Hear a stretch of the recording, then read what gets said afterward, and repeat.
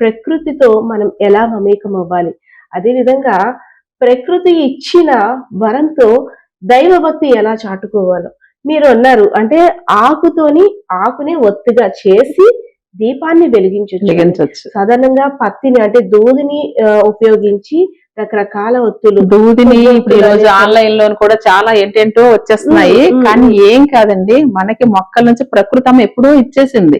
అయితే మరుగున పడిపోయాయి. మరుగున పడిపోయి ఇప్పుడు మనం ఏదో కొత్త కొంతలు తొక్కుతున్న ఆన్లైన్ లో అవి రకరకాల దీపాలు రకరకాల ఒత్తులు. అయితే ఇది పాండవ బత్తి అంటారండి పేరు. Medicine plan name, botanical name ఇంకేదో ఉంటుంది. కానీ ఇది పురాణ చరిత్ర కలిగిన మొక్క. ఇది పాండవులు వనవాసం టైంలోని దీన్ని ఒత్తిగా ఉపయోగించారనేది ప్రతీది అనమాట. ఏ విధంగా ఉపయోగించారంటే దీనివల్ల ఒత్తిగా ఉపయోగించడానికి, అంటే మనం దూదిగా వెలిగించుకోలేమా, వెలుగునివ్వడానికి ఒత్తి అయితే సరిపోతుంది కదా, అందులో వెలుగడానికి ఏదైతే ఏముంది అనుకుంటున్నారా, అయితే ఈ మొక్కలో చాలా మెడిసిన్ వాల్యూస్ ఉన్నాయని ఇప్పుడు స్మెల్ వస్తుంది.